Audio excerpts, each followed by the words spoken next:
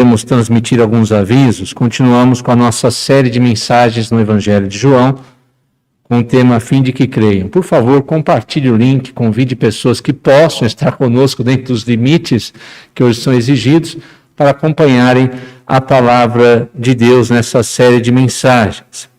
No dia 25/7, nós teremos a posse dos oficiais eleitos, diáconos e presbíteros.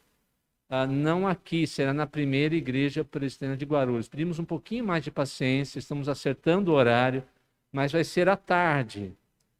Vai ser uma programação piloto para que, primeiro, tenhamos um espaço maior para receber mais pessoas e, segundo, para experimentarmos como será o momento em que tivermos a nossa construção aqui. Nós vamos ter que demolir, não teremos como ficar aqui. A primeira igreja de Guarulhos já se comprometeu a ceder o espaço em determinado horário. Então você vai perceber como vai ser sua locomoção, que hora você vai sair de casa, onde você pode deixar o seu carro, como é o local, para quando a gente for usar, você já ter uma ideia de como vai ser. Então, já agende a data, será no período da tarde, se você já sabe, tranquilamente, queremos que a igreja esteja lá presente. Os pequenos grupos estão retornando ainda à distância. Procure participar, peço para que os líderes entrem em contato com os membros para a participação deles também. Próximo sábado, dia 26/6, a SAF terá sua departamental às 10 horas aqui na igreja. Então participem, nós convidamos as mulheres para que estejam presentes. Sábado próximo, dia 26/6, 10 horas aqui na igreja.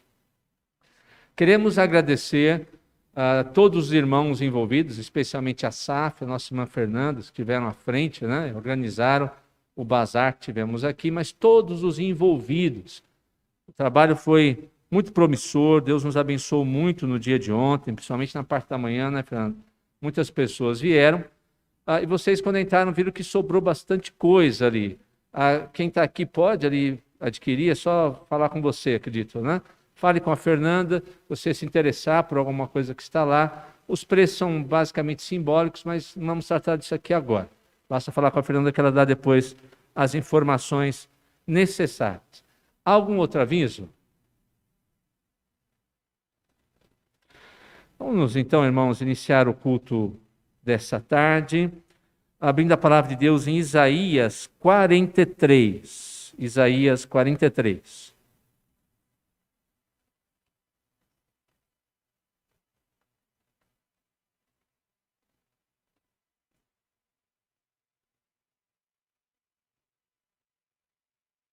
Isaías 43.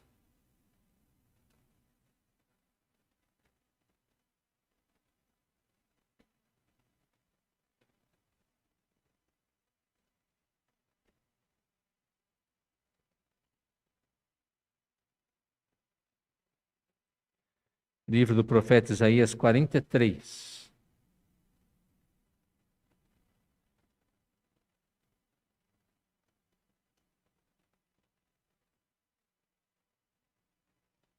Mas agora sim diz o Senhor, que te criou, ó Jacó, e que te formou, Israel. Não temas, porque eu te remi, chamei-te pelo teu nome, tu és meu. Quando passares pelas águas, eu serei contigo. Quando pelos rios, eles não te submergirão. Quando passares pelo fogo, não te queimarás, nem a chama arderá em ti. Porque eu sou o Senhor teu Deus, o Santo de Israel, o teu Salvador. Dei o Egito por teu resgate, a Etiópia e Sebá por ti. Visto que foste precioso aos meus olhos, digno de honra, eu te amei. Darei homens por ti e os povos pela tua vida. Não temas, pois porque sou contigo. Trarei a tua descendência desde o Oriente e a ajuntarei desde o Ocidente. Direi ao norte, entrega, e ao sul, não retenhas. Trazei meus filhos de longe, minhas filhas das extremidades da terra. A todos os que são chamados pelo meu nome, e os que criei para a minha glória, e que formei e fiz. Traze o povo que, ainda que tem olhos, é cego e surdo, ainda que tem ouvidos. Todas as nações congreguem-se e povos reúnam-se. Quem dentre eles pode anunciar isto e fazer-vos ouvir as predições antigas? Apresente as suas testemunhas e por elas se justifiquem, para que se ouça e se diga: verdade é. Vós sois as minhas testemunhas, diz o Senhor, o meu servo a quem escolhi, para que o saibais e me creiais e entendais que sou eu mesmo, e que antes de mim Deus nenhum se formou, e depois de mim nenhum haverá. Eu sou o Senhor, e fora de mim não há Salvador. Eu anunciei salvação, realizei-a e a fiz ouvir. Deus estranho não houve entre vós, pois vós sois as minhas testemunhas, diz o Senhor, eu sou Deus. Ainda antes que houvesse dia eu era, e nenhum há que possa livrar alguém das minhas mãos, agindo eu. Quem o impedirá? Assim diz o Senhor, o que vos redime, o Santo de Israel. Por amor de vós enviarei inimigos contra a Babilônia, e a todos os de lá farei embarcar como fugitivos. Isto é, os caldeus, nos navios com os quais se vangloriavam. Eu sou o Senhor, o vosso Santo, o Criador de Israel, o vosso Rei. Assim diz o Senhor, o que outrora preparou um caminho no mar e nas águas impetuosas uma vereda. O que fez sair o carro e o cavalo, o exército e a força. Jazem juntamente lá e jamais se levantarão. Estão extintos, apagados como uma torcida. Não vos lembreis das coisas passadas, nem considereis as antigas. Eis que faço coisa nova, que está saindo à luz. Porventura não percebeis?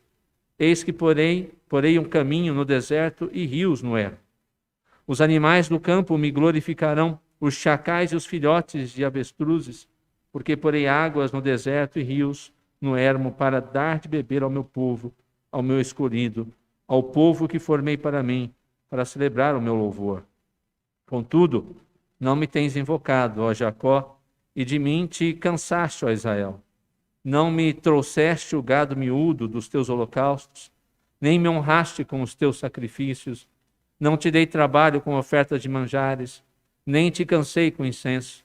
Não me compraste por dinheiro cana aromática, nem com a gordura dos teus sacrifícios me satisfizeste, mas me deste trabalho com os teus pecados e me cansaste com as tuas iniquidades.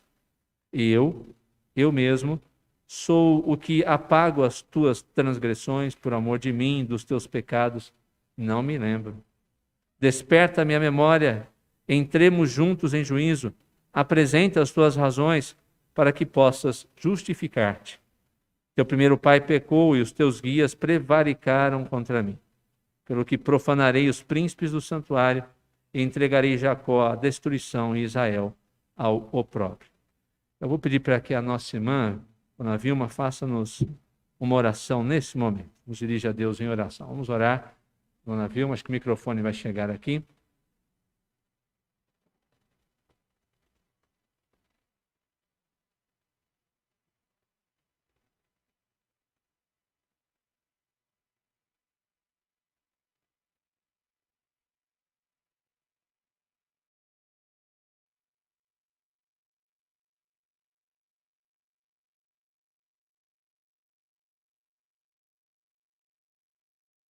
Dizemos, ó Pai Celestial, pela tua grandeza, pelo teu poder e por tudo que o Senhor tem feito por nós, ó Pai Celestial, mesmo que estejamos passando em dias difíceis, o Senhor está conosco, Pai Celestial. Nós sentimos a tua presença, a tua companhia e o teu consolo.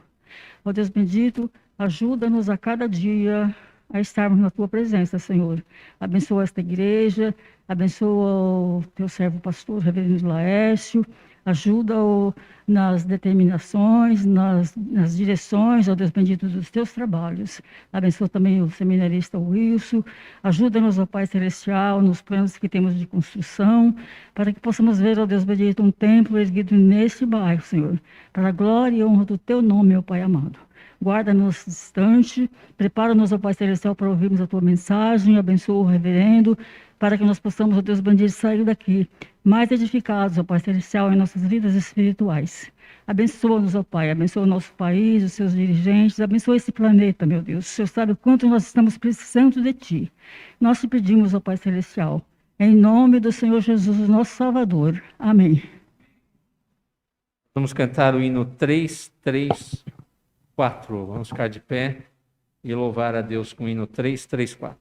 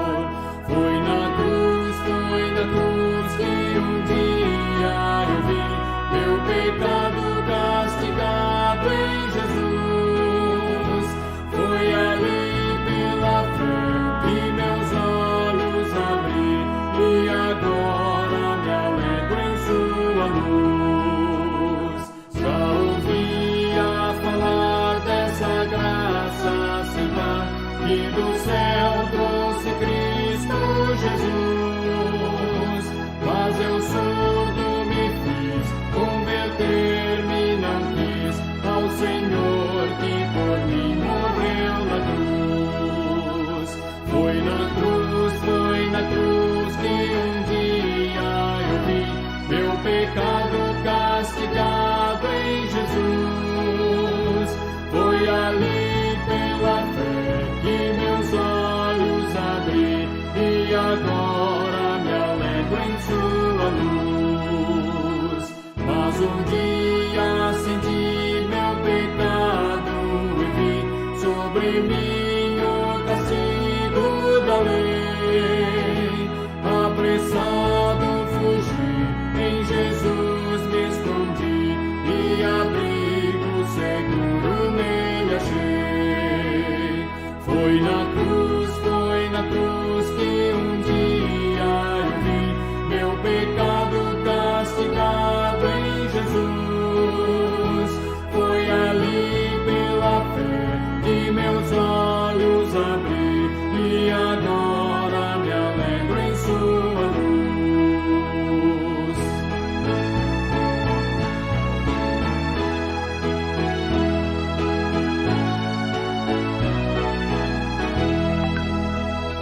Que ditoso então foi ao meu coração conhecer o excelso amor que levou meu Jesus a sofrer lá na cruz e salvar esse pobre pecador. Foi na cruz que um dia eu vi meu pecado castigado em Jesus. Foi ali pela fé que meus olhos abri e agora me alegro em sua luz. Pode se sentar, por favor. Abra a palavra de Deus no Evangelho de João, no capítulo de número 9. João, capítulo 9. Evangelho segundo João, capítulo de número 9.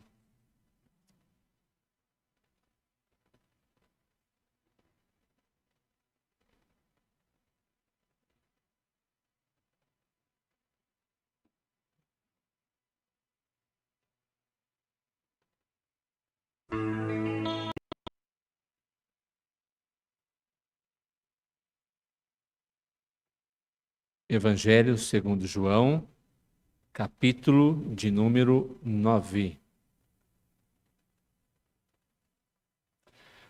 A palavra de Deus nesse capítulo nos diz o seguinte: Caminhando Jesus viu um homem cego de nascença. E os seus discípulos perguntaram: Mestre, quem pecou, este ou seus pais, para que nascesse cego? Respondeu-lhe Jesus: Nem ele pecou, nem seus pais, mas foi para que se manifestem nele as obras de Deus. É necessário que façamos as obras daquele que me enviou enquanto é dia. A noite vem, quando ninguém pode trabalhar. Enquanto todo mundo sou a luz do mundo. Dito isto, cuspiu na terra e, tendo feito lodo com a saliva, aplicou-o aos olhos do cego, dizendo-lhe: Vai, lava-te no tanque de Siloé, que quer dizer enviado. Ele foi, lavou-se e voltou vendo. Então os vizinhos e os que dantes o conheciam de vista, como mendigo, perguntavam: Não é este o que estava assentado pedindo esmolas? Uns diziam: É ele. Outros: Não, mas se parece com ele. Ele mesmo, porém, dizia: Sou eu. Perguntaram-lhe, pois: Como te foram abertos os olhos? Respondeu ele: O homem chamado Jesus fez lodo, untou-me os olhos e disse-me: Vai ao tanque de Siloé e lava-te. Então fui, lavei-me e estou vendo. Disseram-lhe, pois: Onde está ele? Respondeu: Não sei. Levaram, pois, aos fariseus o que dantes fora cego. E era sábado, o dia em que Jesus fez o lodo e lhe abriu os olhos. Então os fariseus, por sua vez, lhe perguntaram como chegara a ver. Ao que ele respondeu: aplicou lodo aos meus olhos, lavei-me e estou vendo. Por isso, alguns dos fariseus diziam: esse homem não é de Deus, porque não guarda o sábado. Diziam outros: como pode um homem pecador fazer tamanhos sinais? E houve dissensão entre eles. De novo perguntaram ao cego: que dizes tu a respeito dele, visto que te abriu os olhos? Que é profeta, respondeu ele. Não acreditaram os judeus que ele fora cego e que agora via, enquanto não lhe chamaram os pais. E os interrogaram: é este o vosso filho de quem dizeis que nasceu cego? Como, pois, vê agora? Então os pais responderam: sabemos que este é o nosso filho e que nasceu cego. Mas não sabemos como vê agora, ou quem lhe abriu os olhos, também não sabemos. Perguntai a ele: idade tem? Falará de si mesmo.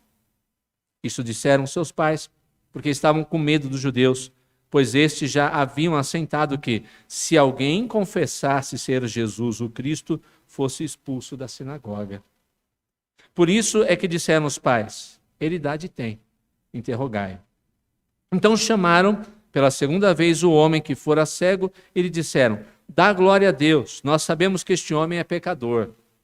Ele retrucou: se é pecador eu não sei, uma coisa sei, eu era cego e agora vejo. Perguntaram-lhe, pois: que te fez ele?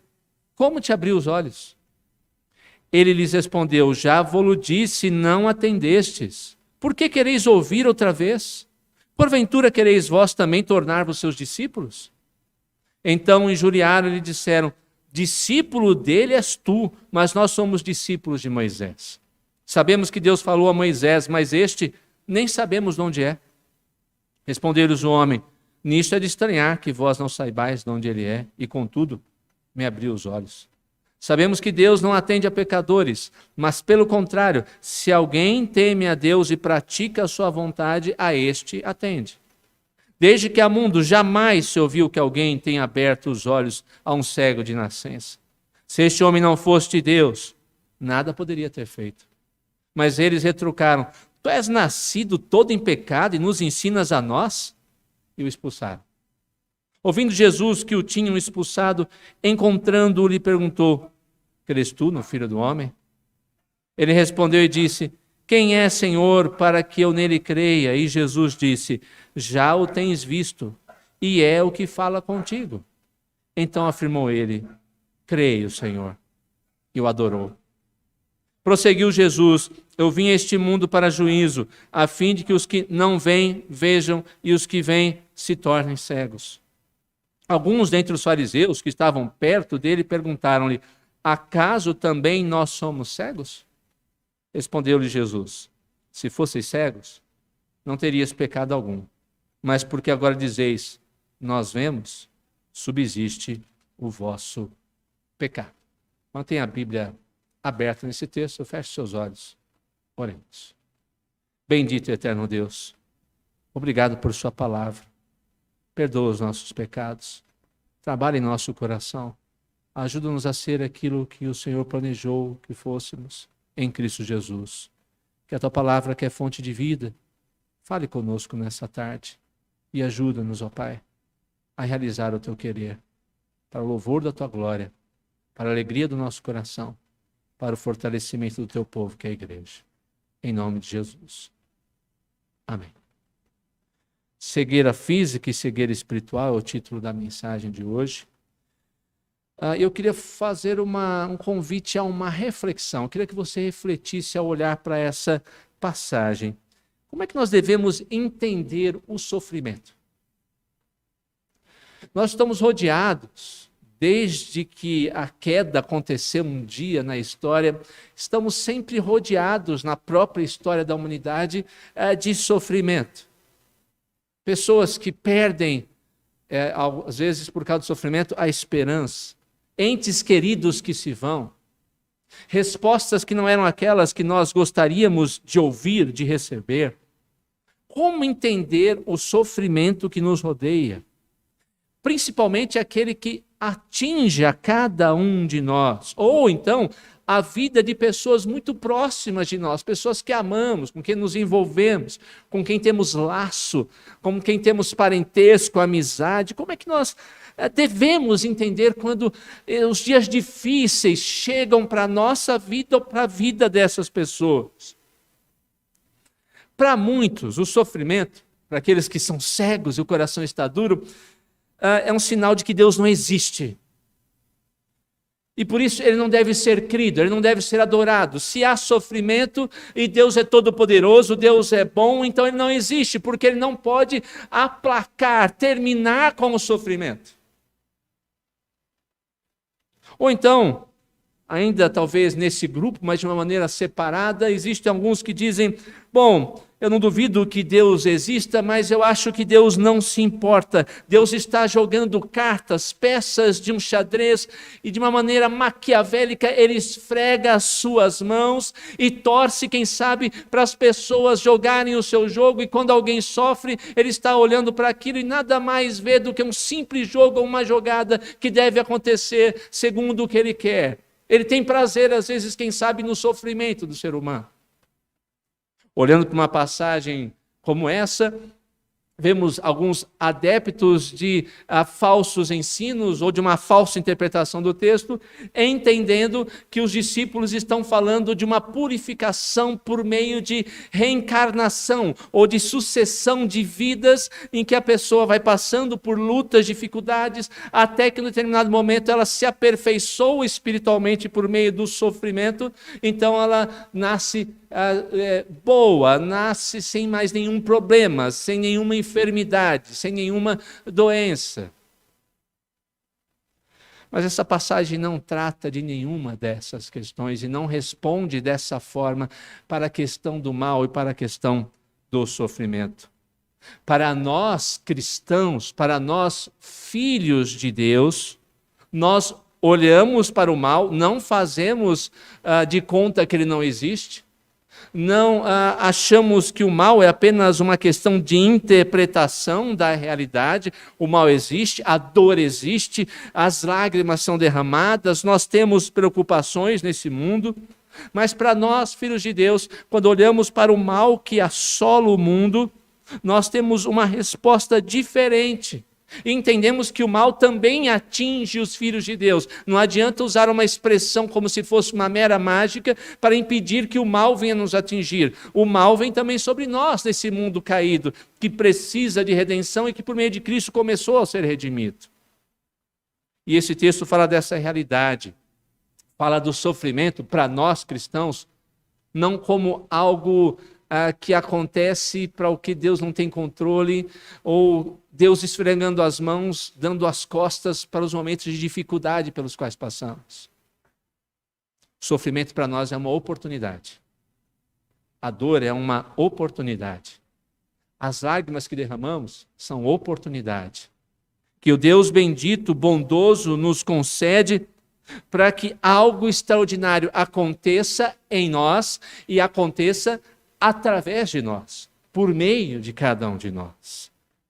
Eu quero que você acompanhe comigo 3 lições importantes sobre o sofrimento como oportunidade em nossa vida. Uma oportunidade que Deus concede aos seus filhos para que eles possam ser cada vez mais como o Senhor Jesus Cristo e cumprir a lei de Deus de glorificá-lo e servir ao próximo, amando o próximo como a si mesmo.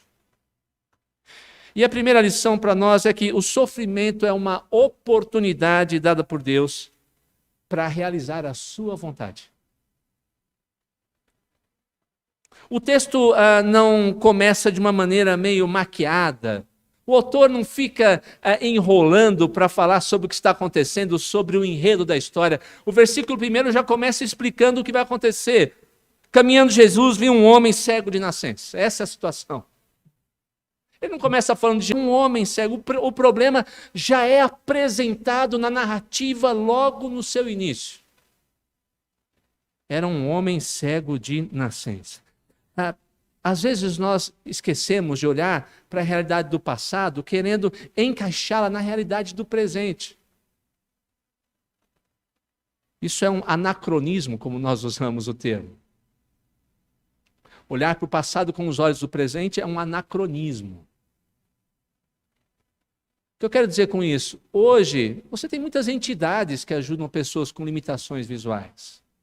Há entidades que até mesmo cedem cães-guias para que essas pessoas possam caminhar, ter uma vida mais tranquila. Elas aprendem com suas limitações a ler, a escrever, a trabalhar. Elas podem, muitas delas, hoje eu diria que talvez a maioria delas, consegue conduzir a sua vida por si mesma, mas não era assim naqueles dias.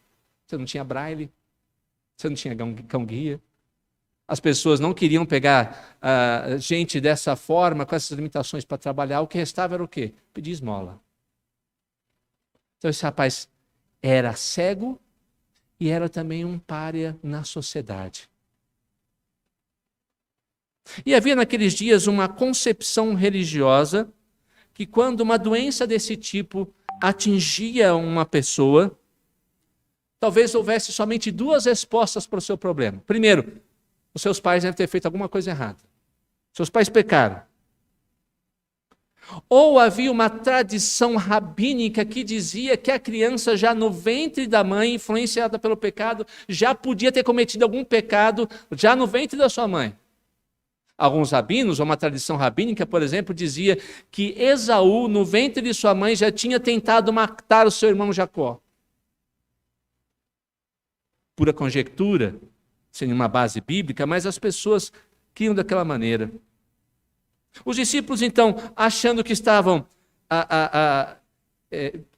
na ponta do conhecimento teológico, estavam no suprassumo da onda teológica, vão para Jesus e começam a dialogar teologicamente. Por favor, doutrina e teologia sadias são boas, não estou falando nada contra isso. Nós temos que estudar a Escritura, buscar respostas na Escritura. Temos que ir na Escritura para encontrar o querer de Deus para nós. O problema é quando a teologia vira teologia por si mesma. Quando doutrina vira doutrina por si mesma. Apenas para nós conhecermos e ponto final. Aqueles homens, vejam, ainda que na sua simplicidade, como discípulos, estão ali todo dia com o Senhor Jesus Cristo, caminham, moram, comem juntamente com Ele. O contato com as coisas de Deus pode, por vezes, irmãos, esfriar tanto o nosso coração, nos tornar tão frios em relação às coisas que estão ao nosso redor, principalmente a miséria humana, a ponto de tratarmos dessas questões, dos problemas, de uma maneira fria e insensível. Os discípulos perguntam antes, por que ele merece estar assim? Cuidado, quando nós temos contato demais com aquilo que é santo, nós podemos ficar tão acostumados que aquilo perde a relevância para nós. O pastor que tem que tomar muito cuidado com isso. O pastor começa a estudar para pregar, estudar para dar aula, então parece que a coisa vai ficando mecânica, vira instrumento de trabalho, vira profissionalismo, e às vezes parece que tem que parar, a gente tem que parar, pera, isso aqui é para mim também, eu tenho que falar da Bíblia, mas a Bíblia tem que falar no meu coração, eu tenho que ter mudanças na minha cabeça, mas que não atinge o seu coração. A discussão teológica é importante, mas ali está uma vida sofrida, uma vida que precisa de misericórdia, de amor, de cuidado, de solução para a sua miséria. Não dá tempo para discutir com aquele homem o que aconteceu, porque ele nasceu assim. É preciso que ele seja atendido em sua necessidade, em seu sofrimento. Mais importante do que saber quem é o culpado é solucionar a dor daquele que está sofrendo. É muito mais importante. Os discípulos não entenderam isso. Os discípulos, aliás, caíram numa famosa falácia filosófica que nós chamamos a falácia do ou. Como assim? Ou é isso, ou é aquilo. Ou seus pais pecaram, ou ele pecou. Não, há coisas na nossa vida, em situações de problemas, que demandam, às vezes, um universo imenso de respostas. várias causas para um problema. Então a gente precisa ter humildade, simplicidade e empatia para entender que a vida é muito mais complexa do que às vezes as nossas formas nas quais nós queremos encaixar os nossos conceitos ou a vida dos outros.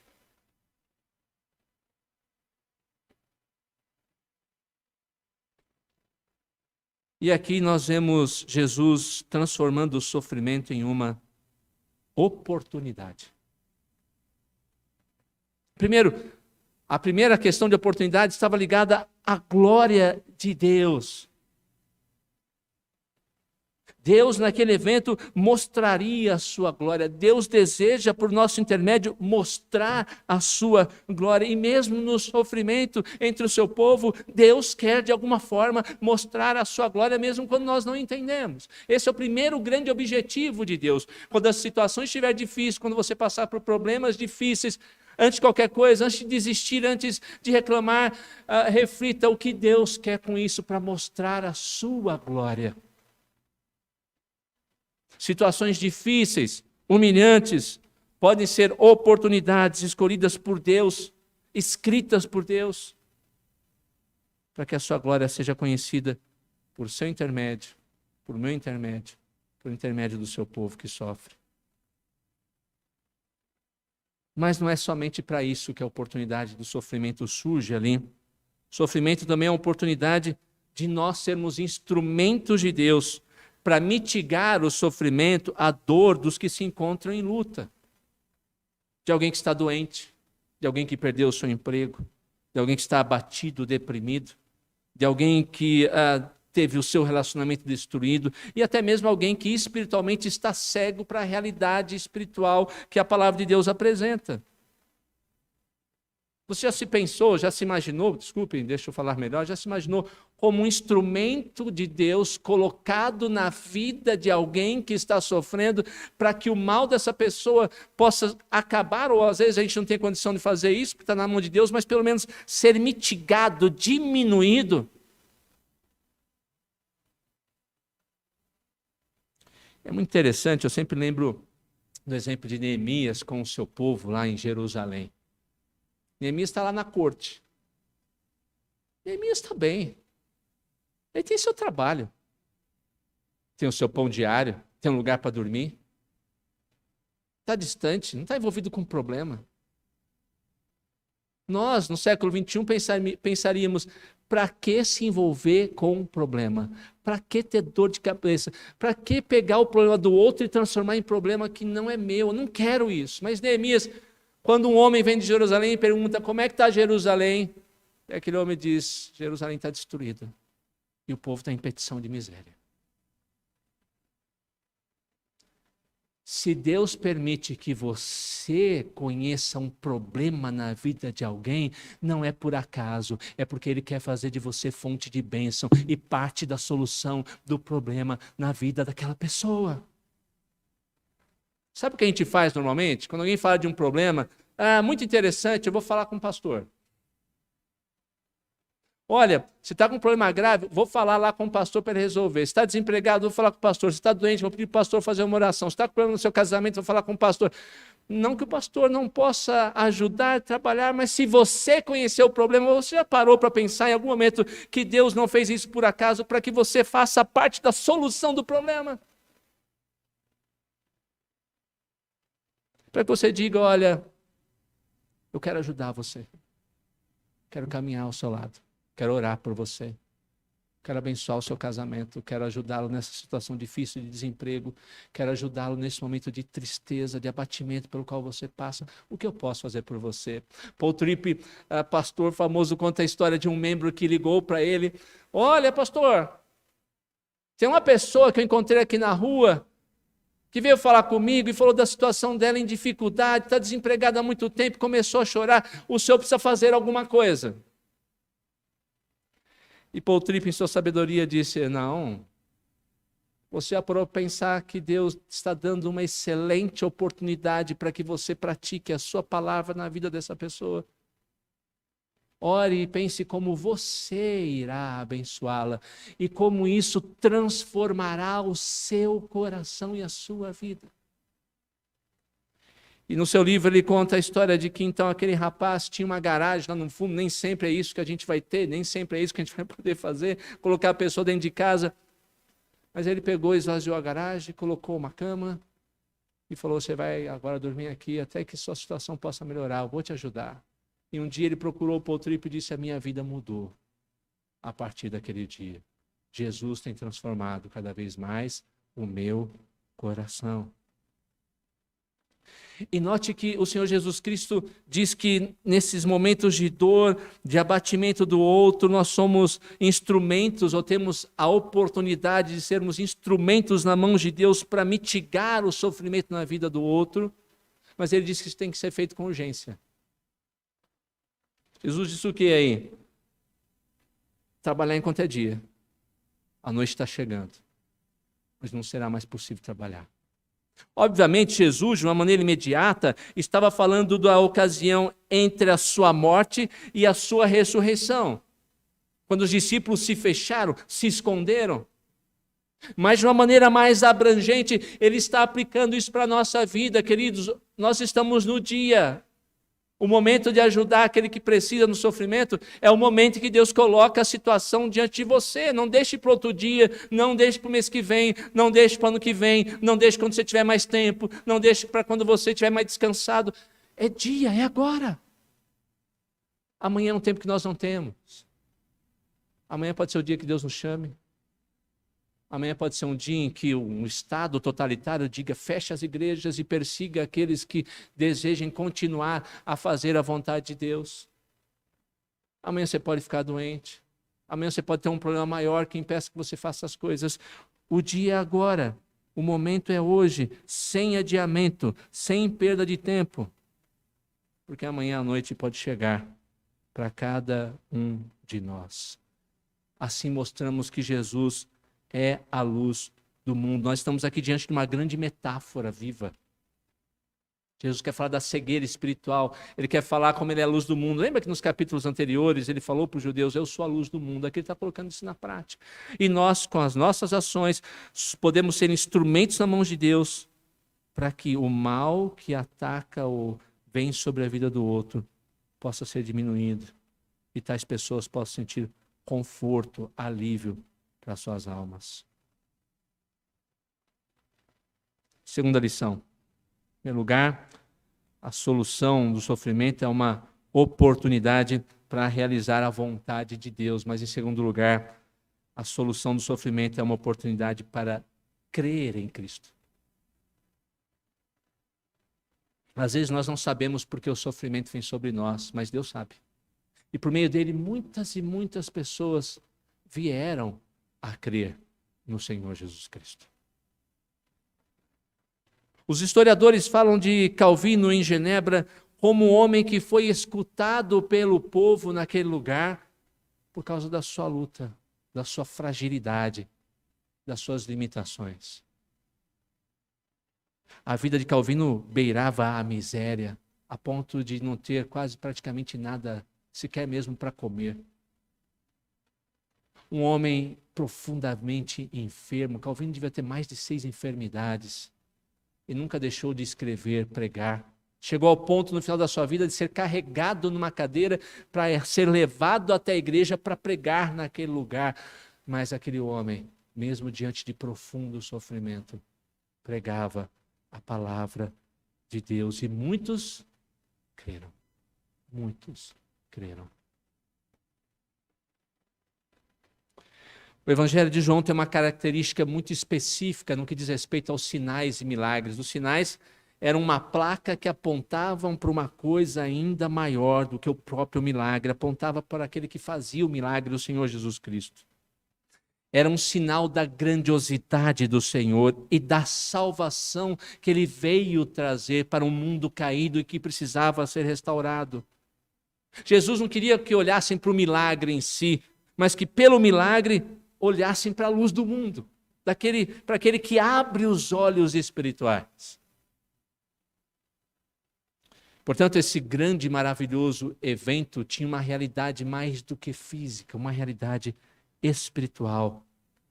Jesus já tinha afirmado: eu sou a luz do mundo, quem crê em mim não andará em trevas. Ele é aquele que dá a vida por todo que nele crê. E aqui nós, dentro do diálogo, nessa narrativa, temos um embate diante da questão de crer ou não crer, de corações endurecidos e corações que foram trabalhados e alcançados. E o primeiro grupo que aparece aqui é dos vizinhos daquele rapaz. Eles começam a olhar aquele rapaz, não sabemos ao certo, os comentaristas, estudiosos dão palpites, porque a partir de 13 anos e um dia, um homem já era considerado responsável por suas atitudes, na cultura judaica naqueles dias. Tem 13 anos e um dia, ele é responsável por ele mesmo. Não sabemos se ele tinha mais, mas pelo menos essa idade ele tinha. Então os vizinhos olham, é ele ou não é? Acho que é parecido com ele. Não, não é. Acho que não é ele. É ele sim. E a discussão começa e começam a perguntar para ele. Eles querem respostas. Mas as respostas que eles querem não é para crer.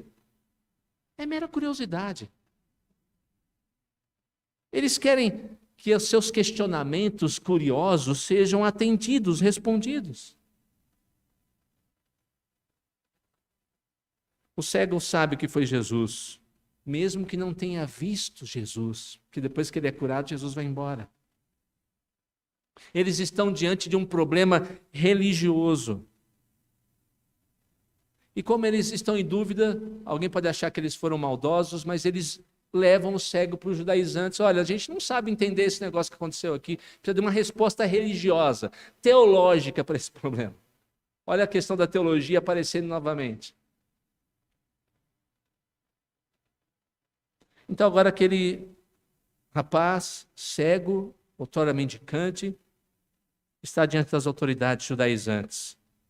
Eles não estão preocupados com pessoas, eles estão preocupados com o seu legalismo. Não estão preocupados com a bondade de Cristo. Não estão preocupados se aquele homem era cego e voltou a ver, agora tem sua vida abençoada, livre. O que interessa para eles é como eles interpretam a lei, o seu legalismo, e acusar as pessoas que não se encaixam em sua interpretação errônea. Julgavam muito mais importante a frieza da guarda do sábado, segundo a falsa interpretação deles, do que o descanso, que é o sábado espiritual que Deus concedeu àquela alma sofredora. Isso é muito importante, queridos. Note que a percepção na vida, note a percepção na vida daquele rapaz que agora vê. Ele não pôde observar o relato, ele percebeu o que aconteceu, mas ele não via ainda. Mas creu. Creu no relato que ouviu.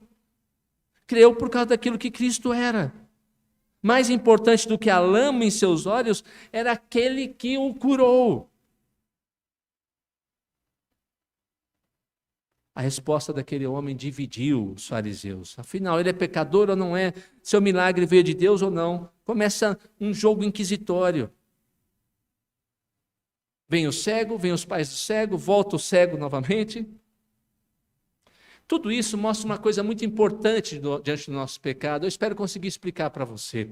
Nós, com o nosso pecado, criamos um arcabouço, imaginamos uma caixa com os nossos pressupostos, nós nos colocamos ali dentro e a fechamos, e qualquer coisa que tenta transpor aquela caixa, aquela barreira, nós recusamos, rebatemos, não aceitamos. Todos nós somos assim. E esse texto é uma prova clara disso.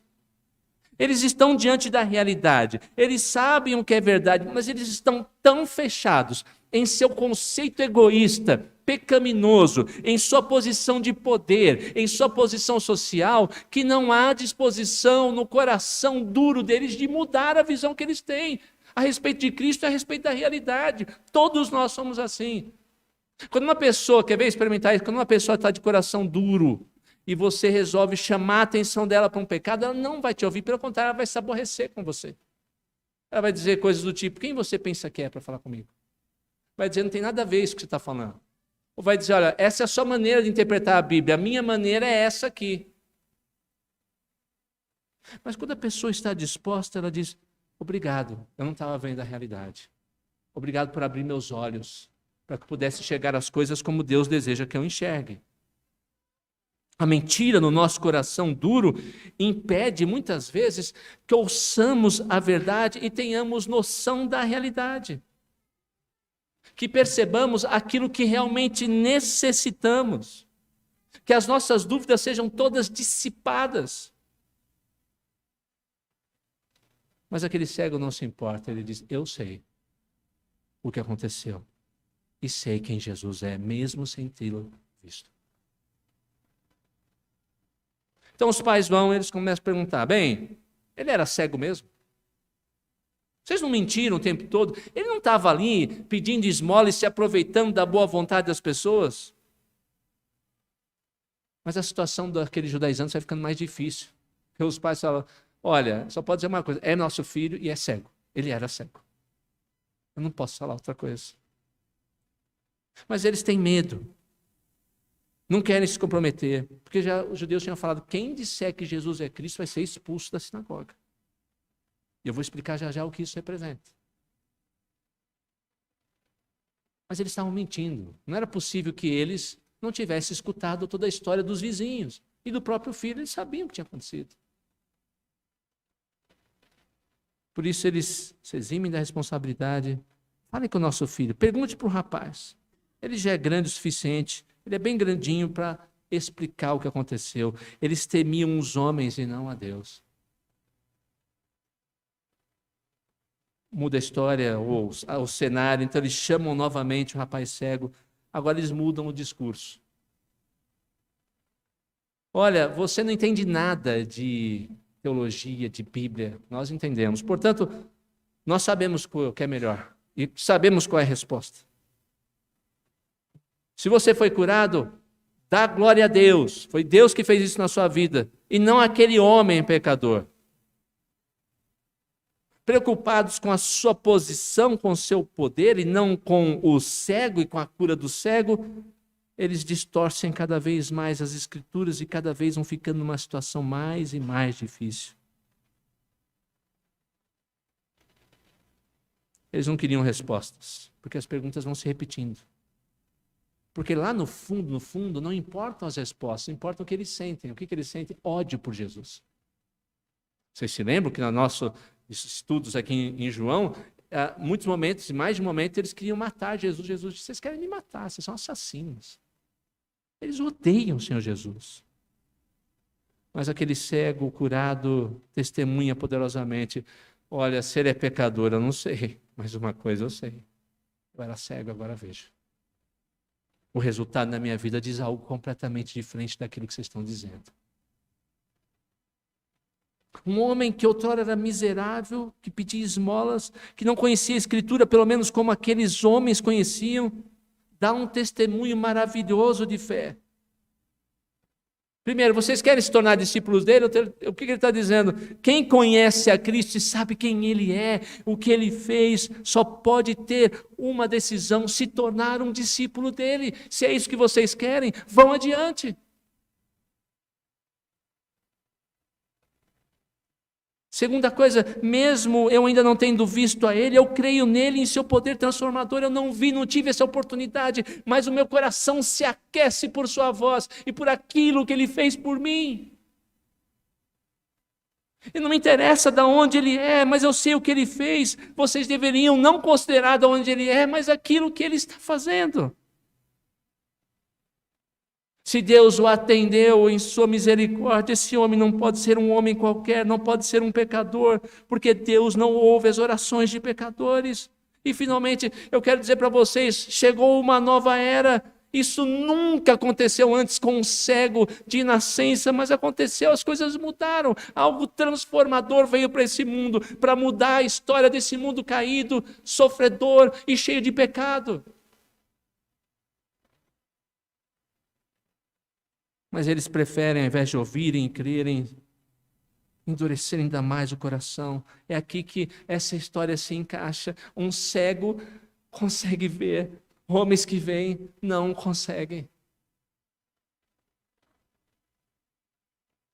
E de uma maneira irônica, eles não percebem que estão se condenando naquilo que estão falando. Ora, você que foi nascido em pecado e nasceu cego, quer ensinar para nós? Ou seja, com a ira deles, sem perceber, admitiram a sua culpabilidade. É muito mais fácil arrumar desculpas para permanecer no pecado, queridos, do que se quebrantar diante do poder de Deus, do que se submeter-se a Cristo. O homem moderno faz exatamente isso, ele racionaliza as coisas de Deus. Infelizmente, para muitos da igreja, isso também acontece.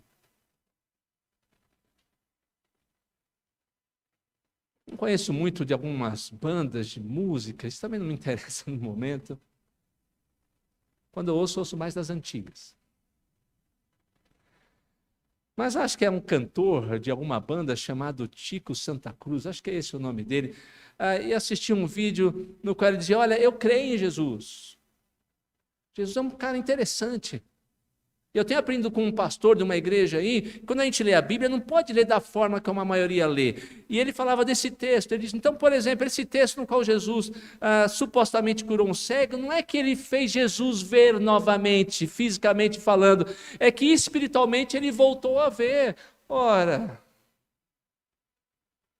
como é que uma pessoa pode interpretar ou querer reinterpretar a seu bel prazer um texto como esse? Se esse homem não tivesse voltado a ver fisicamente, por que deu essa confusão toda? Por que todo esse problema? Porque ele vai e volta para os judeus. É a racionalização da verdade.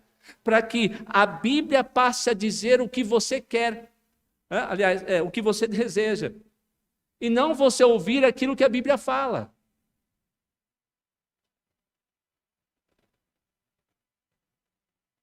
A solução do sofrimento, queridos, é uma oportunidade para crer. Às vezes Deus vai usar o nosso sofrimento, o sofrimento dos outros, para que olhemos o agir de Deus, passemos a crer, ou para que as pessoas passem a crer. Às vezes pode ser um momento decisivo na vida de alguém.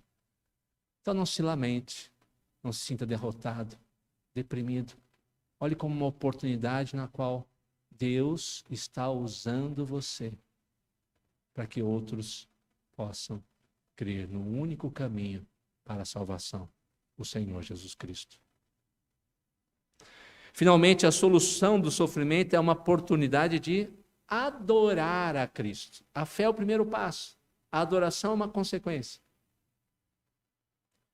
Eu tenho certeza que você percebeu o contraste que existe nessa narrativa. Nós estamos diante de uma questão de fé para a vida e de uma verdadeira adoração. Nós adoramos, preste atenção nisso, nós adoramos aquilo que tememos e amamos aquilo que adoramos. Aqueles vizinhos daquele homem que outrora foi cego temiam o quê? Ser expulsos da sinagoga. E temiam os líderes judaizantes. Os pais daquele rapaz cego temiam os líderes da sinagoga e temiam ser expulsos da sinagoga. Os judaizantes temiam perder sua posição se Cristo crescesse, ficasse famoso e as pessoas crescem nele. Temiam que perdessem a sua posição de influência sobre os demais, de serem consultados nas dúvidas teológicas, nas decisões religiosas. Então, eles adoravam o que temiam. Mas aquele cego não. Ele teme o Senhor Jesus. Ele teme a Deus. Portanto, é a Jesus que ele adora. E aquele a quem ele adora, ele ama do mais profundo do seu coração. E aquele homem curado agora da sua cegueira está tão disposto a defender aquilo em que ele crê e possui uma tão profunda fé em Cristo que não se importa em testemunhar a seu respeito, a respeito de Jesus e com aquilo que irá perder diante daquilo que ele já ganhou. E agora eu explico para você o que significava ser expulso da sinagoga. Não era uma coisa simples, não era vai embora e não volte mais. Haviam consequências drásticas numa decisão como essa naqueles dias. Ser expulso da sinagoga significava, primeiro, perder os privilégios religiosos dos dias. Você não podia mais se dirigir para lá, para o templo, para nenhum ajuntamento onde se pudesse adorar a Deus, onde você pudesse buscar adoração ao Senhor. Isso acabava. O convívio social daquele que era expulso também era profundamente prejudicado ou acabava, pois qualquer um que tivesse contato com o que foi expulso se tornava impuro e seria igualmente expulso e sofreria as mesmas consequências. Então a pessoa não queria arriscar. Ela ia atravessar a rua quando cruzasse com aquela pessoa. Ela não ia nem querer ter contato com ela. A questão econômica se agravava profundamente. O expulso da sinagoga não podia mais, ninguém podia vender para ele e ele não podia vender nada para mais ninguém. Ele não podia fazer comércio, negócio com quem quer que fosse. Ou seja, no caso desse rapaz que era cego, era melhor ele ter ficado antes como mendigo, porque ia dar esmola para ele, do que nessa situação que ele passava agora. E finalmente, o mais difícil de tudo, quem era expulso da sinagoga não ia contar mais com nenhuma ajuda social. Se está passando fome, vai passar fome. Está precisando de remédio, não vai ter remédio.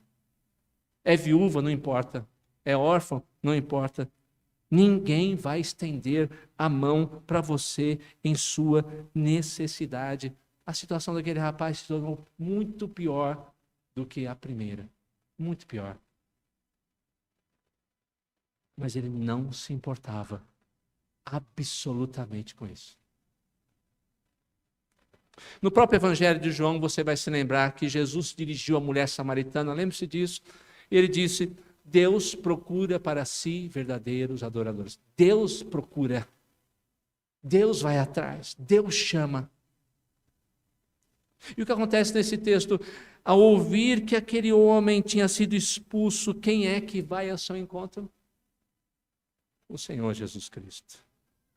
Que maravilha saber, queridos, que quando nós tomamos posição pela verdade, quando amamos o Senhor Jesus Cristo de todo o nosso coração, quando estamos dispostos a dar tudo o que somos e temos pela causa do Evangelho do Senhor Jesus Cristo, quando todo o nosso coração está nele, quem vem ao nosso próprio socorro é o Senhor Jesus Cristo. Ainda que os homens nos expulsem da sua presença, ainda que os homens venham com todo o seu poder e mal sobre nós, ele virá ao nosso encontro. E Jesus vem. E Jesus faz só uma pergunta. A pergunta crucial que é feita para todos aqueles que um dia ouvem o Evangelho. Você crê no Filho do Homem? E estamos aqui diante de um dos mais belos diálogos da Escritura Sagrada. Aquele jovem pergunta, aquele rapaz pergunta: quem é, Senhor, para que eu creia nele? E Jesus diz: você já o tem visto e é aquele que está falando com você. E o resultado, ele então afirma: eu creio, Senhor. E o adorou. Queridos, a verdadeira fé sempre leva à adoração do Senhor Jesus. Tudo no final se resume em adorá-lo ou não adorá-lo. Não há outra via, não há uma outra opção.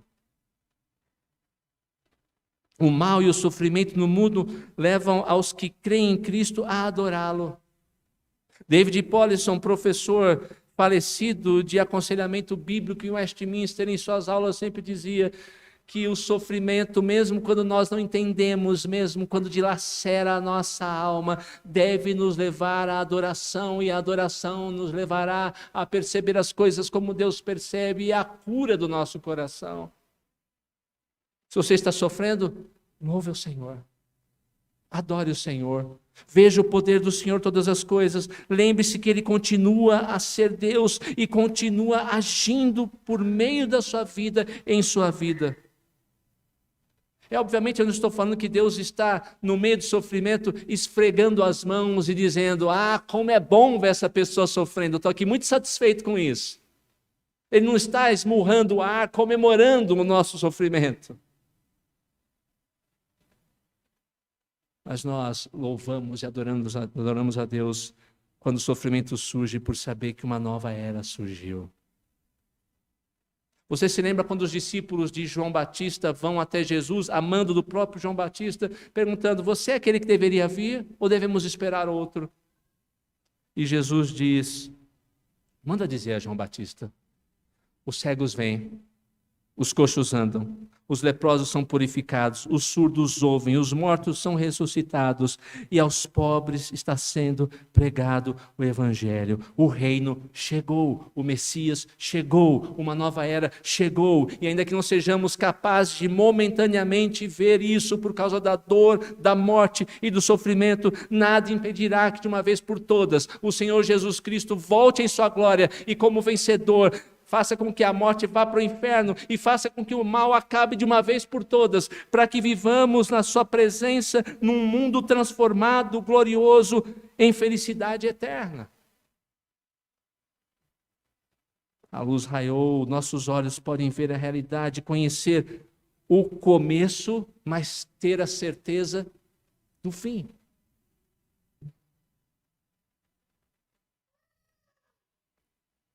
No passado, o estilo de comédia na literatura era um pouco diferente do que conhecemos hoje. Quando a gente ouve comédia, a gente acha que é um filme que a gente vai rir do começo ao fim.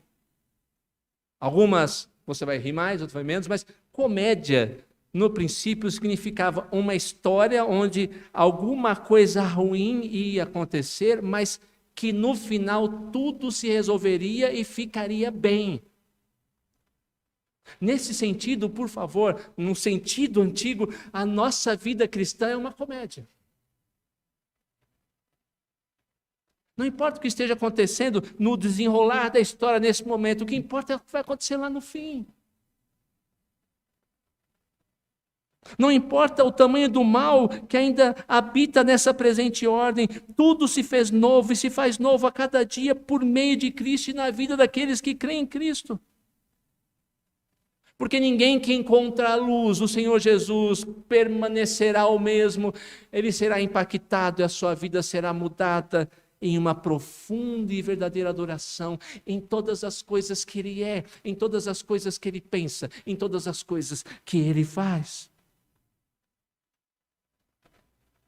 Paulo encontrou a luz na estrada para Damasco e a sua vida mudou. John Newton, comerciante de escravos, encontrou a luz no meio da tempestade e a sua vida mudou. Lutero encontrou a luz no embate constante do seu coração, que precisava de graça, e ao encontrar a luz, a sua vida e a história do cristianismo mudou.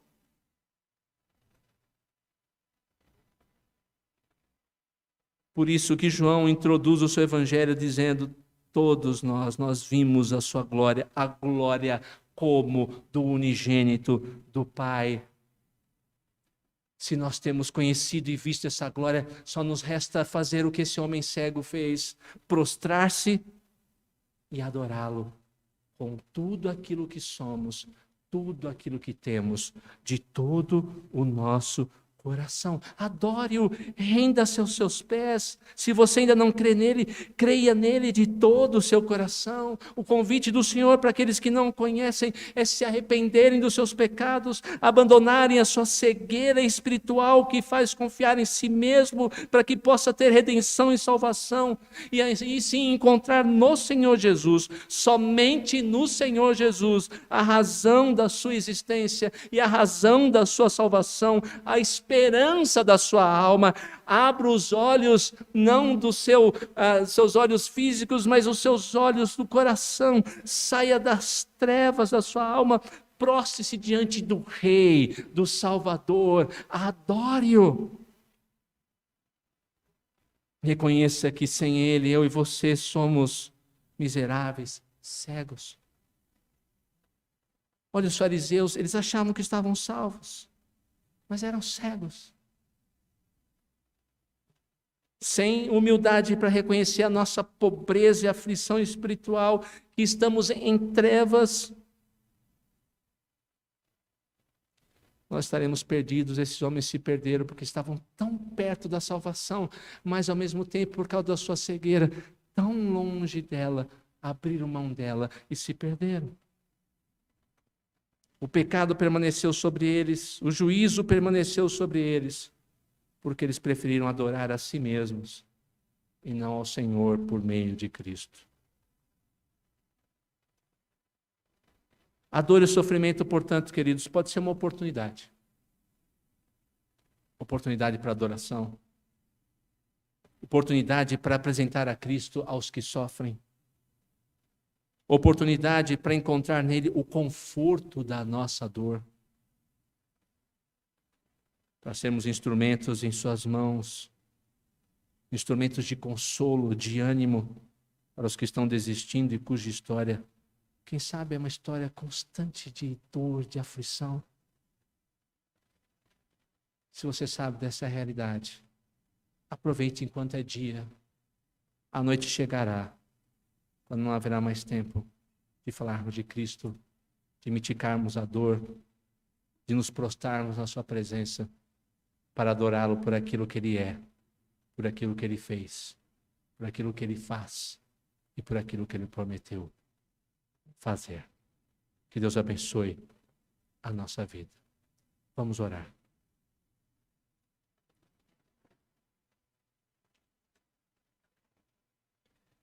Obrigado por sua palavra. Ajuda-nos a olhar para o sofrimento e para a dor de uma maneira completamente diferente, ó Pai. A entender que os dias difíceis, seja em nossa vida ou na vida daqueles a quem queremos bem, ou daqueles que o Senhor coloca no nosso caminho, é uma oportunidade para crer, é uma oportunidade para servir, é uma oportunidade para te adorar. Quebranta o nosso coração endurecido. Se há alguém que está nos ouvindo e que ainda não crê no Senhor como Salvador, que possa fazer isso com urgência. Se nós temos postergado, ó Deus, a tarefa de sermos testemunhas, instrumentos, ó Deus, para mitigar o mal, o sofrimento na vida de outros, que entendamos o chamado urgente para realizar a sua vontade, para caminhar ao lado dos que sofrem, para enxugar, ó Deus, um pouco das lágrimas dos que choram, para ser bálsamo para aqueles que estão em dores profundas. Tenha misericórdia de nós. Não permita que a noite chegue antes que nos coloquemos em suas mãos para glorificar o Senhor, para apontar o Senhor, para fazer a vontade do Senhor. Clamamos nessa noite pela vida dos irmãos que estão sofrendo. Nós lembramos a nossa irmã Nair, Florinda, Dona Maria Ferreira, Dona Lourdinha. Cuida delas, abençoe-as. O nosso projeto de construção, para que em breve possamos iniciá-lo. Continua a nos proteger nos trabalhos, como tem feito até aqui. Abençoe nossa nação nesses dias difíceis, para que aqueles que a dirigem possam ter sabedoria no falar, no decidir, no agir.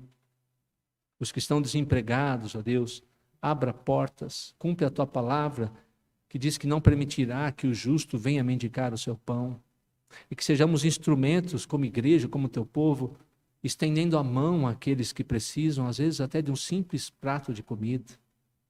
Obrigado pela vida da pequena Olívia, continue a abençoá-la. Abençoe Moisés e a Ruth, que estão com Covid, a Sandra com seus problemas de coluna. Obrigado a Deus pelo irmão da Carol, pela sua recuperação, pelo próprio Tiago, a Carol, o Matias e Jonas, que já estiveram conosco hoje, recuperados do Covid. Muito obrigado. Abençoe o nosso irmão Oneni, nossa irmã Jadir. Cuida da saúde deles nas lutas que eles têm enfrentado. Abençoe aqueles que estiveram ontem aqui, que tiveram contato conosco, ó Deus, no bazar. Que muitos deles possam entender a necessidade de estarem na presença do Senhor Jesus Cristo. Ó, aqueles que não te conhecem, que possam sair da sua cegueira, abrindo seus olhos espirituais e conhecerem a luz do Senhor Jesus. Abençoe o Antônio Gomes, a família dele, Deus. ele foi chamado, não sabemos de sua fé, mas pedimos que o consolo do Senhor esteja sobre sua família. Pedimos pela Priscila, ó Deus, amiga da Diva. Pedimos, ó Deus, pela Cristiane, que também foi estubada, está se recuperando. Pedimos pelo pastor Wellington, que foi entubado hoje, que o Senhor esteja com ele, tenha misericórdia dele. Abençoe, ó Deus, a nossa vida e a vida daqueles que sofrem. Leva-nos em paz para os nossos lares, nos abençoe, nos fortaleça. Cuida de cada um de nós. Em nome de Jesus. Agora, irmãos, livre-vos em paz, que a graça do nosso Senhor e Salvador Jesus Cristo, o amor do nosso eterno Deus e soberano Pai, que a comunhão e as ternas consolações do seu Santo Espírito seja sobre cada um de vós, que sois raça eleita, sacerdócio real, nação santa, povo de propriedade exclusiva do Senhor, hoje e para todo sempre. Aleluia, Maranata, vem Senhor Jesus. Amém. Nós vamos ouvir o pós-lúdio. Salvo engano, temos duas irmãs ali que nos visitam a primeira vez ou não? Vocês podem citar os nomes? Sejam muito bem-vindas, uma alegria muito grande tê-las aqui conosco. Deus abençoe. A gente gostaria de cumprimentar com mais afeto, mas o momento não permite. Mas Deus abençoe, é uma alegria muito grande tê-las aqui conosco.